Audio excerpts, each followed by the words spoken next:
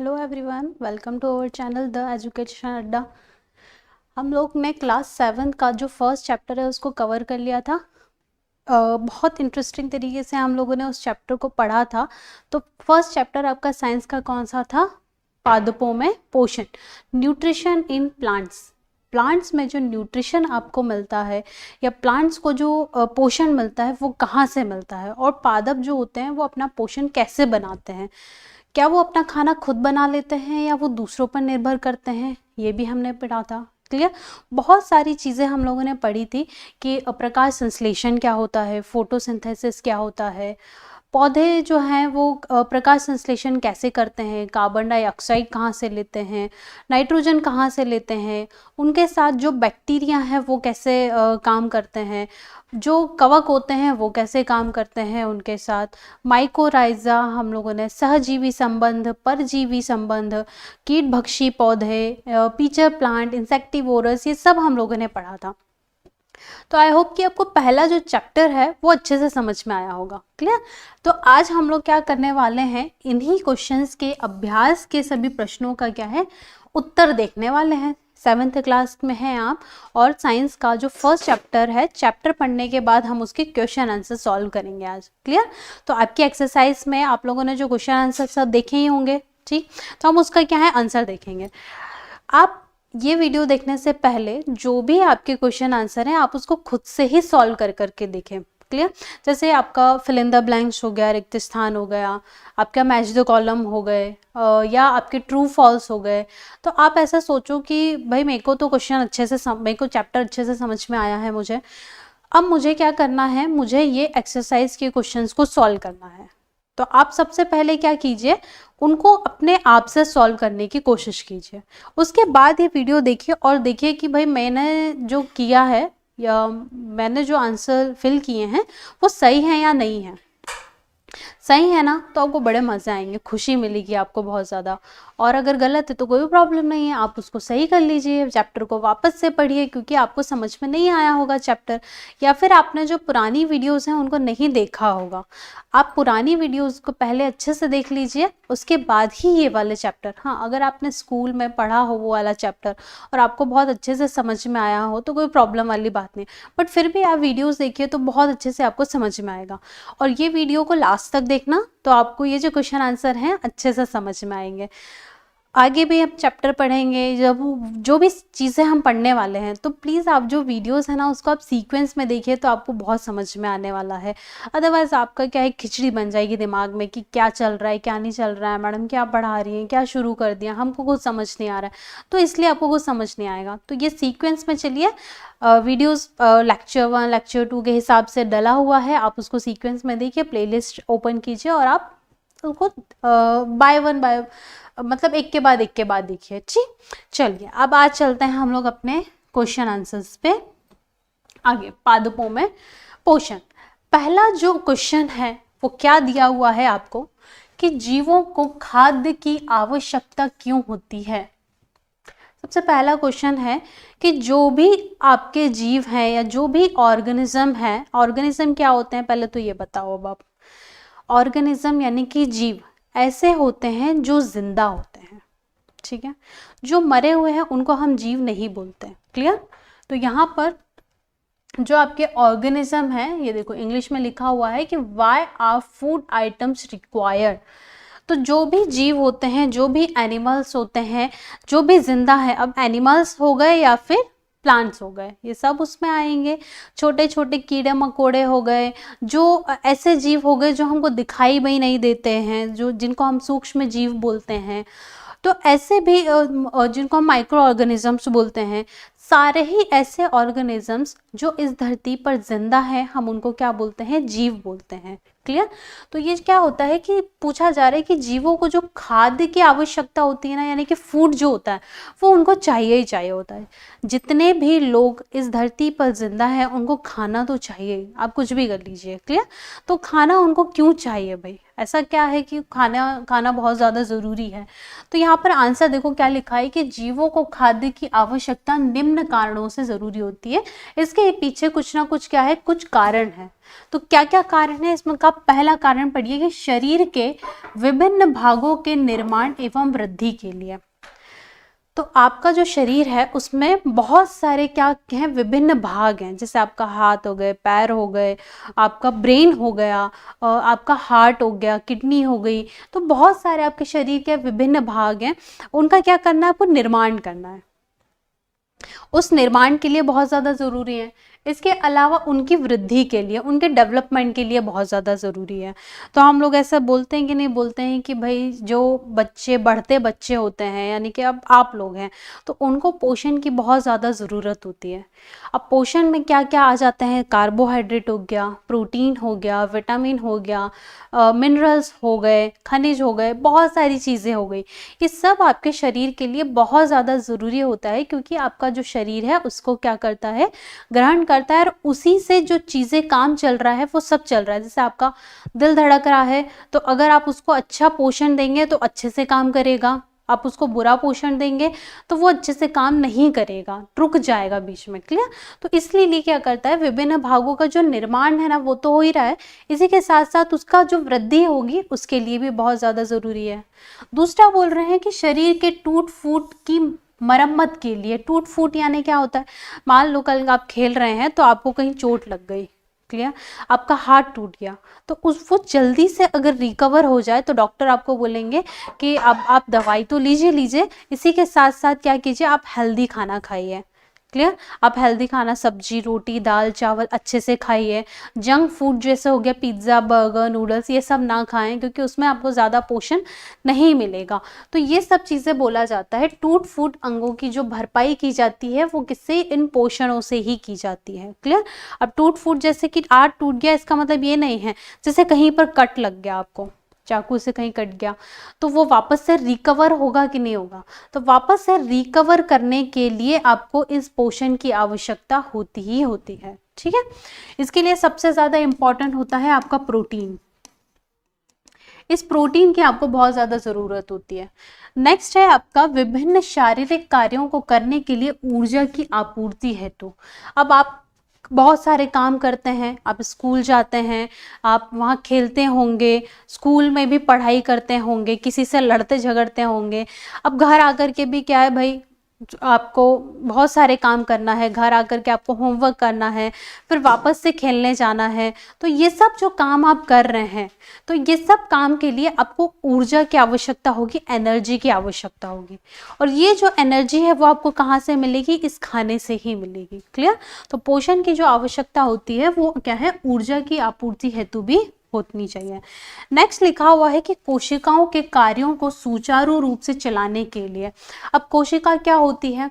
तो देखो 7th class में एक अलग से आपको एक टेबल दी हुई होगी, उसमें सेल के बारे में लिखा होगा। सेल क्या होता है? कोशिका। यहाँ पर है सेल, इसमें समझो कि सेल क्या, आप 6 क्लास में पढ़ चुके होंगे कि सेल क्या होती है। कोशिका क्या होती है कि हमारा जो शरीर होता है वो बहुत छोटे छोटे कणों से मिलकर के बना होता है। वो एक जो कण है या बहुत छोटा है, इसी को बोलते हैं हम लोग कोशिका। ये इतना ज़्यादा छोटा होता है कि इसको देखने के लिए हमको माइक्रोस्कोप की ज़रूरत होती है, सूक्ष्मदर्शी की आवश्यकता होती है। हम अपनी आंखों से इस सेल को नहीं देख सकते। क्लियर? और इस सेल के अंदर बहुत सारा एक लिक्विड टाइप भरा होता है, जिसको हम लोग साइटोप्लाज्म बोलते हैं। ये भी आपके चैप्टर में लिखा हुआ है। क्लियर? इसको क्या बोलते हैं हम लोग? साइटोप्लाज्म बोलते हैं।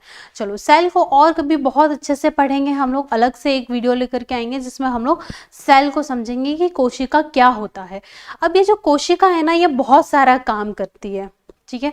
ये कोशिका अगर आपका काम करेगी तो आपके अंग काम करेंगे, अंग अगर आपके काम करेंगे तो आपका प्रॉपर जो पूरा सिस्टम है वो अच्छे से काम करेगा। जैसे पाचन तंत्र हो गया, डाइजेस्टिव सिस्टम हो गया, क्लियर, सर्कुलेटरी सिस्टम हो गया, परिसंचरण तंत्र हो गया, ये सब अलग अलग जो तंत्र दिए हुए हैं आपके, ये अच्छे से काम करेंगे। ठीक, तो ये इस तरह से होता है। तो जो कोशिका जो होती है ना आपकी, उसको भी सुचारू रूप से चलाने के लिए आपको किसकी आवश्यकता होती है? इस भोजन की आवश्यकता होगी, खाद्य की आवश्यकता होगी।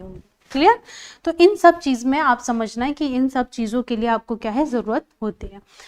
आगे देखते हैं, यहाँ पर देखो यही चीजें लिखी हुई है इंग्लिश में।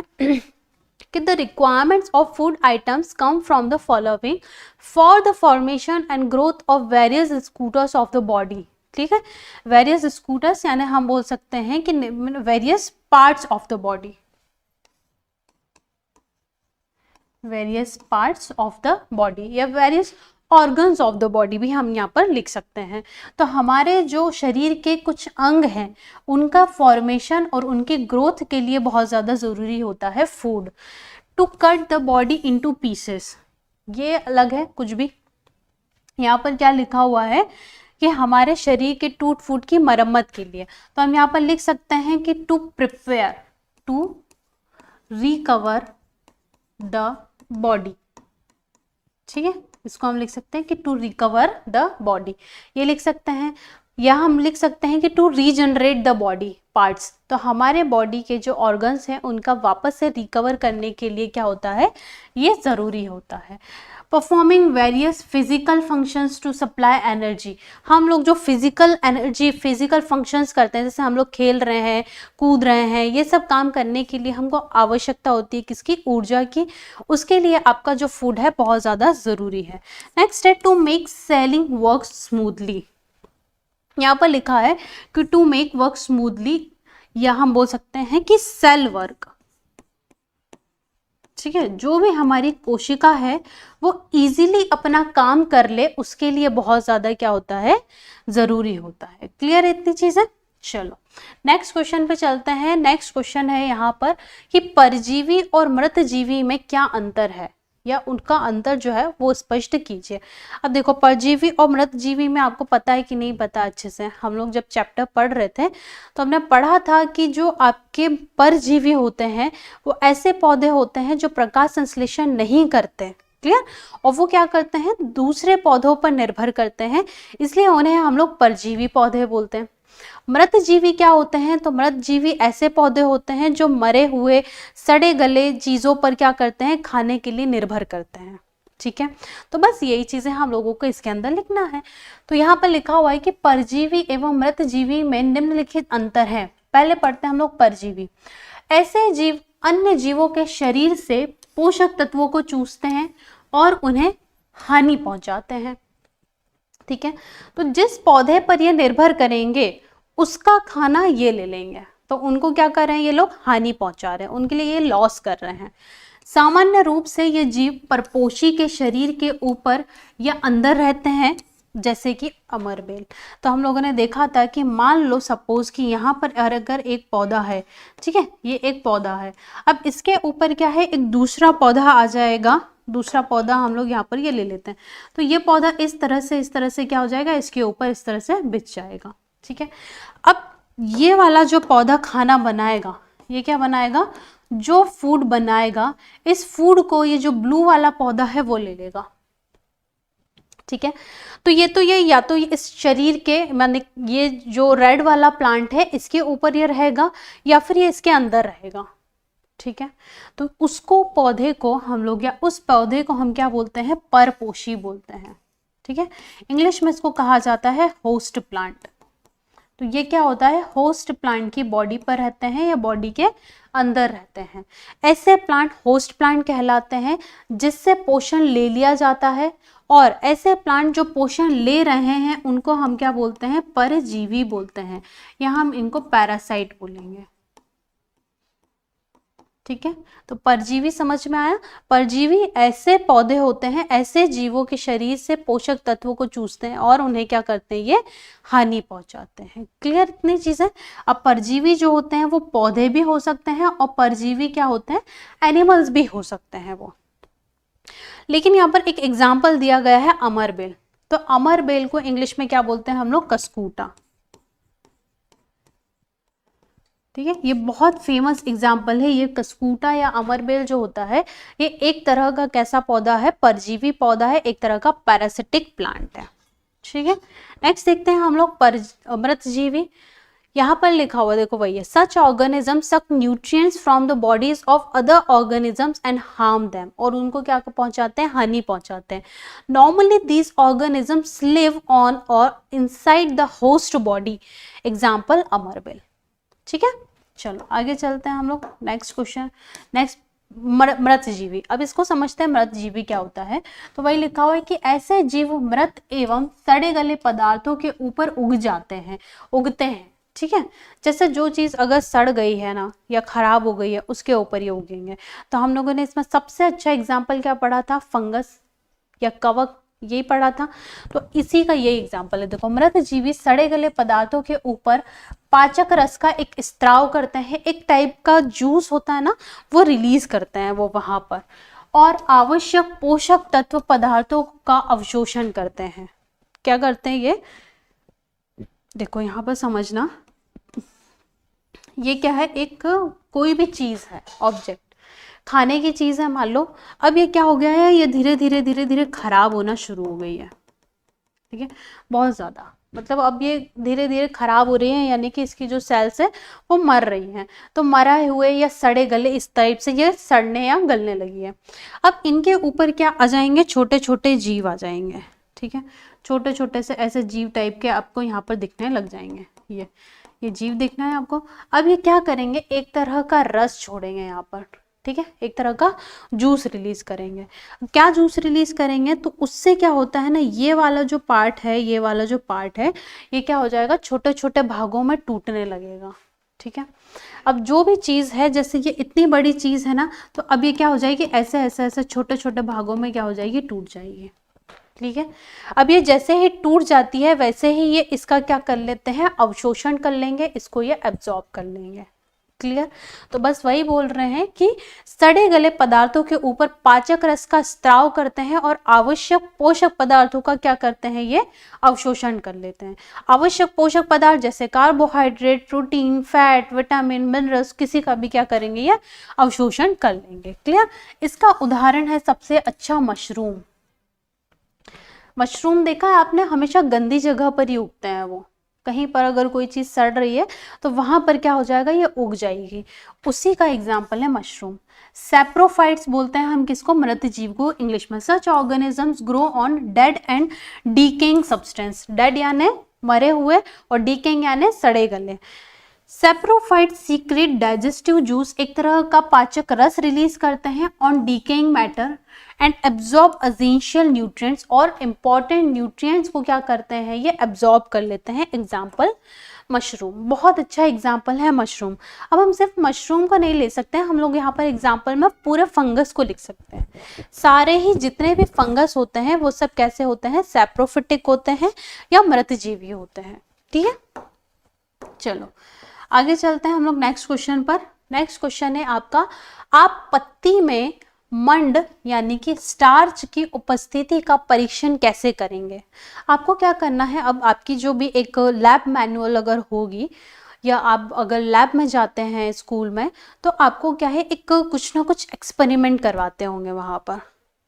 तो बस ये चैप्टर में आपको क्या दिया हुआ है कि अगर कोई पत्ती है, ठीक है, ये अगर कोई पत्ती है, लीफ है, तो इसके ऊपर क्या करेंगे, आप स्टार्च का टेस्ट कैसे करेंगे कि ये जो पत्तियां हैं ना वो स्टार्च बना रही हैं।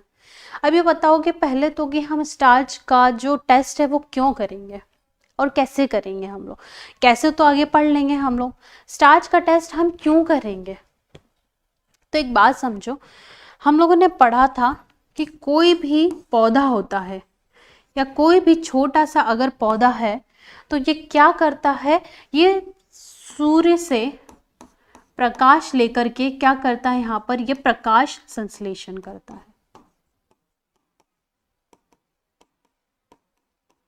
ठीक है, क्या कर रहा है, ये प्रकाश संश्लेषण कर रहा है। प्रकाश संश्लेषण करने के बाद ये क्या बनाता है यहाँ पर, तो ये खाना बनाता है, फूड बनाता है, और फूड के बाद ये क्या बना रहा है, कार्बोहाइड्रेट बना रहा है। ठीक है, जो खाना ये बना रहा है एक्चुअली में, तो वो क्या बना रहा है, वो कार्बोहाइड्रेट बना रहा है। ठीक है, अब ये जो कार्बोहाइड्रेट बना है, जो भी इसने क्या किया, कार्बन डाइऑक्साइड ले ली हवा से, इसने पानी ले लिया, क्लोरोफिल और सनलाइट, सूर्य के प्रकाश की उपस्थिति में इसने क्या बना लिया, कार्बोहाइड्रेट बना लिया। और ये कार्बोहाइड्रेट क्या है, इसका खाना है। जब इसको ज़रूरत भूख लगेगी तब ये खाएगा, और ये कार्बोहाइड्रेट को क्या कर लेगा, स्टोर कर लेगा। जैसे हम नहीं है, हम खाना खाते हैं, जितनी हमें भूख होती है हम उतना खा लेते हैं, पर ये जो खाना होता है क्या 1 घंटा ही चलता है? आने वाले टाइम में हम इसको स्टोर करके रख लेते हैं। कभी कभी हो सकता है आपको 1 दिन 2 दिन खाना ना मिले, तो क्या आप मर जाएंगे? नहीं, वो स्टोर किया हुआ जो खाना है ना, वो अब आपका यूज़ होगा धीरे धीरे। ठीक है, तो ऐसे क्या करते हैं हम अपनी बॉडी में उसको संग्रहित करके रख लेते हैं, स्टोर करके रख लेते हैं। सेम ऐसे ही प्लांट्स करते हैं। मान लो कल को आपने उस प्लांट को धूप में से हटा करके छांव में रख दिया, अब वो प्रकाश संश्लेषण कैसे करेगा, फोटोसिंथेसिस कैसे करेगा वो? अब तो वो खाना नहीं बना पाएगा। इसीलिए वो क्या करता है, अपने लिए खाना बना करके स्टोर करके रख लेता है। क्लियर? तो उसने स्टोर करके रख लिया, अब आप क्या है, वो अपने लिए यूज करेगा बाद में। जो भी यूज है, जैसे खाना है तो वो उसका क्या करेगा, उसके लिए एनर्जी का यूज करेगा, जो भी काम वो कर रहा है यहाँ पर उसके लिए। तो ये जो कार्बोहाइड्रेट है ना, इसका जो स्टोर किया जाता है ना, वो किस फॉर्म में स्टोर किया जाता है? स्टार्च के फॉर्म में। ठीक है, अब ये इसको स्टोर कैसे कर लेगा? कार्बोहाइड्रेट से काय में बना देगा? स्टार्च में। मतलब हम ये समझते हैं कि एक खाना है, अब आपको जैसे दाल चावल बना दिया है, ठीक है, तो दाल चावल बना दिए, क्या आप उसको रखे रखे रखे रखे क्या 2 दिन 3 दिन चला लेंगे? वो तो खराब हो जाएगा। ठीक है, तो क्या करते हैं प्लांट्स की इस कार्बोहाइड्रेट को मस्त पैकिंग करके अपने पास रख लेते हैं। पैकिंग यानी कि उसको कोई बैक्टीरिया ना लगे, वायरस ना लगे, फंगस ना लगे, तो मस्त ऐसे पैक कर लिया उसने खाने को अच्छे से और उसको सजा करके रख लिया। बस ये एक कहानी छोटी सी बता रही हूँ मैं कि ऐसा होता नहीं है जनरली। तो यहाँ पर क्या बता रहे हैं, मैं बता रही हूँ कि जो कार्बोहाइड्रेट है ना, ये ऐसे ही नहीं रखते प्लांट्स। इसको पहले वो क्या करेंगे, स्टार्च में बदल देंगे और स्टोर करके रख देंगे। अब के बाद में अगर कभी हमको ज़रूरत पड़ेगी तो हम स्टार्च को क्या बना लेंगे, कार्बोहाइड्रेट में बदल लेंगे, और उससे हमें क्या मिल जाएगी, एनर्जी मिल जाएगी, ऊर्जा मिल जाएगी। तो ये प्लांट्स ना ऐसे करते हैं। तो अब जो हम लोगों ने पढ़ा था कि जो प्रकाश संश्लेषण होता है ये किस में होता है, ये पत्तियों में होता है, या हम बोल सकते हैं कि पौधों के हरे भाग में होता है। अब पौधों का जो हरा भाग होता है वो क्या होता है, पत्तियां होती हैं, और पत्तियों में ही क्या बन रहा है, कार्बोहाइड्रेट, यानी कि खाना बनेगा, और पत्तियों में क्या हो जाएगा, ये कार्बोहाइड्रेट स्टार्च के फॉर्म में स्टोर हो जाएगा। तो अब आपको ये देखना है कि इस पत्ती में ये जो स्टार्च है ना, ये स्टोर है, तो कैसे स्टोर है, हम कैसे चेक करें कि इसके अंदर स्टार्च है? तो हम क्या करते हैं, एक आयोडीन का टेस्ट लगाते हैं। कैसे लगाएंगे, तो हम आयोडीन ले लेंगे, ठीक है, उसको इस पत्ती पर डालेंगे। आयोडीन और स्टार्च जब अगर मिलते हैं तो इसका जो कलर होता है ना, वो ब्लू हो जाता है। ठीक है, मतलब एक रिएक्शन होती है, केमिकल रिएक्शन होती है, एक रासायनिक अभिक्रिया होती है। उसके बाद क्या होता है, जब कभी भी आप आयोडीन को अगर स्टार्च के साथ जब मिक्स कर देते हैं तो उसका कलर कैसा हो जाता है, ब्लू हो जाता है। ठीक है, तो वही चीज़ें देख लेंगे हम लोग, ड्रॉपर से यहाँ पर ड्रॉप बाय ड्रॉप डालेंगे, अगर कलर ब्लू हो रहा है तो पता चल जाएगा आपको कि स्टार्च है पत्ती में। तो उसके लिए आपको पत्ती को पहले पूरा अच्छी तरह से तैयार करना पड़ता है। ऐसे नहीं कि भाई पेड़ पे पत्ती लगी हुई है, उस पर जाकर के हमने आयोडीन सॉल्यूशन डाल दिया और हो गया, ऐसा नहीं होता है। पूरी प्रोसेस समझो यहाँ पर कि क्या होता है। देखो, सबसे पहले लिखा हुआ है कि पत्ती में मंड स्टार्च की उपस्थिति का परीक्षण निम्न चरणों में किया जाता है। ठीक है, स्टेप बाय स्टेप आपको चलना है। तो ये परीक्षण बहुत सारे स्टूडेंट्स ने तो किया भी होगा, नहीं किया है तो आप अपनी लैब में जा करके कर सकते हैं, या फिर मैं कोशिश करूंगी कि यहीं पर आपको मैं एक टेस्ट लगा करके दिखाऊं कि कैसे होता है। ठीक है, कल अगर हम लोग पॉसिबल हुआ तो हम सामान वगैरह मंगा लेंगे और फिर यहाँ पर करके देखेंगे कि कैसे होता है ये टेस्ट। ठीक है, चलो तो पहले पढ़ते हैं हम लोग। यहाँ पर क्या है, पत्ती को 5 मिनट तक आपको जल में उबालना पड़ेगा। सबसे पहले एक आपने पत्ती आप लेकर के आए प्लांट से, पानी बॉईल किया और बॉईल वाटर में क्या किया, आपने उसको डाल दिया। ठीक है, उबलते हुए पानी में डाल दिया। कितने मिनट तक उबालना है, 5 मिनट तक उबालना है उसको। उबाल दिया, क्यों उबाल रहे हैं हम लोग, क्योंकि पत्ती के अंदर जो भी एंजाइम्स होंगे, जो भी एक्टिविटी चल रही है, अब वो क्या हो जाएगी, बंद हो जाएगी, जिससे हमारा रिजल्ट बहुत अच्छे से आ सके। इसीलिए हम क्या करें, उसके अंदर की जो भी सेल्स वगैरह है वो मर जाएगी जब हम उसको उबाल देंगे। क्लियर है। दूसरा पॉइंट पढ़ते हैं कि पत्ती को फिर वाटर बाथ पर अल्कोहल में कुछ मिनटों तक उबालना है। वाटर बाथ समझ लो, आप ये समझ लो आप अल्कोहल में नहीं भी उबालेंगे तो चल जाएगा। आपको क्या करना है, उस पत्ती को निकाल करके आप अल्कोहल में रख दीजिए थोड़ी देर के लिए, ठीक है। तो हम लोग अल्कोहल सॉल्यूशन ले आएंगे, फिर पत्ती को हम बॉइल्ड वाटर में से निकाल करके कहाँ रखेंगे, अल्कोहल में रख देंगे। कहाँ थोड़ी देर तक रखना है, कुछ मिनटों तक, तो हम 5 मिनट तक मान के चलेंगे, हम 5 मिनट तक के लिए उसको रख देंगे, ठीक है। अब पत्ती को अच्छी तरह से ठंडे जल से आपको धोना है। दूसरे बीकर में निकाल लेंगे, पत्ती को अच्छे से ठंडे पानी से वॉश करेंगे। अब जो पत्ती का, जैसे जब आप क्या करेंगे, ये पत्ती को जब आप अल्कोहल सॉल्यूशन में डालेंगे ना, तो इसका जो कलर होगा ना वो निकल जाएगा। कलर मतलब ग्रीन कलर का होगा। तो अल्कोहल की वजह से, अल्कोहल बहुत ज़्यादा बेकार चीज़ होती है, ठीक है। तो ये क्या करता है, कोई भी चीज़ को वहाँ से वॉश करने के लिए काम की जाती है। तो क्लोरोफिल जो पिगमेंट है ना, उसकी वजह से, अल्कोहल की वजह से ये बाहर निकल जाएगा।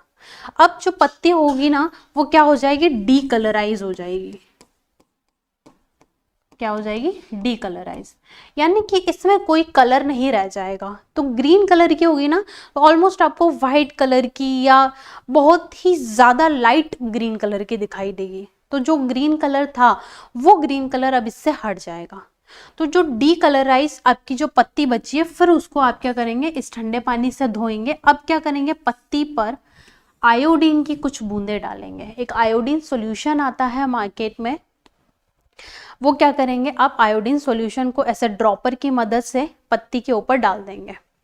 पत्ती के ऊपर की कुछ बूंदे जब आप डालेंगे ना, तो वो बूंदे क्या हो जाएंगी, हल्की आपको ब्लू कलर की दिखाई देंगी, ठीक है।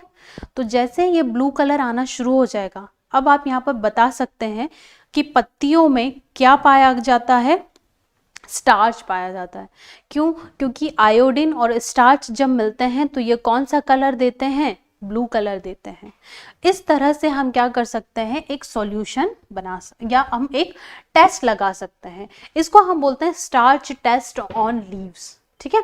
पत्तियों पर किया गया मंड का एक परीक्षण, ठीक है। इंग्लिश में भी इसको पढ़ लेते हैं एक बार हम लोग, आगे चलते। देखो क्या लिखा हुआ है, how will you test the presence of starch in a leaf. Leaf के अंदर स्टार्च पाया जाता है, इसका हम कैसे टेस्ट लगा सकते हैं। तो पहला पॉइंट लिखा है कि boiling the leaf in water for 5 minutes, पहले आप पत्ती को 5 मिनट तक उबालेंगे। Boiling the leaf in alcohol on a water bath for a few minutes, कुछ मिनटों के लिए आप अल्कोहल में भी इसको उबालेंगे जिससे पत्ती का कलर निकल जाए। Now wash the leaves thoroughly with cold water, ठंडे पानी से आप धोएंगे पहले, और फिर क्या करेंगे, putting a few drops of iodine on the leaf, और आयोडीन पे कुछ बूंदे डालेंगे आयोडीन की, ठीक है, पत्ती पे। नेक्स्ट है यहाँ पर देखो क्या लिखा हुआ है कि ऐसा करने से पत्ती गहरे ब्लू रंग में क्या होता है, बदल जाती है। यही बताया मैंने आपको, पत्ती गहरे ब्लू रंग में बदल जाएगी। पत्ती में मंड या स्टार्च की उपस्थिति को दर्शाती है, जो क्या दर्शाएगा कि पत्ती में क्या है, स्टार्च पाया जाता है, ठीक है। By doing this the leaf turns dark blue which indicates the presence of starch in the leaf, और ये क्या बताएगा आपको कि स्टार्च पत्ती में पाया जाता है। क्लियर, चलिए ये वाला क्वेश्चन आई होप आपको अच्छे से समझ में आया होगा। नेक्स्ट है आपका 4th क्वेश्चन, तो इस 4th क्वेश्चन को हम लोग नेक्स्ट वीडियो में देखेंगे। आज 3rd वाला क्वेश्चन थोड़ा सा बड़ा हो गया, ठीक है, समझाने में थोड़ा टाइम चलाता है। तो आपको ये समझ में आया, अब आप इसके आंसर अच्छे से लिख सकते हैं। टेस्ट हम लोग देखते हैं, कब देखते हैं इसका करके। चलो आज के लिए यहीं रखते हैं हम लोग, मिलते हैं हम लोग अपनी नेक्स्ट क्लास में।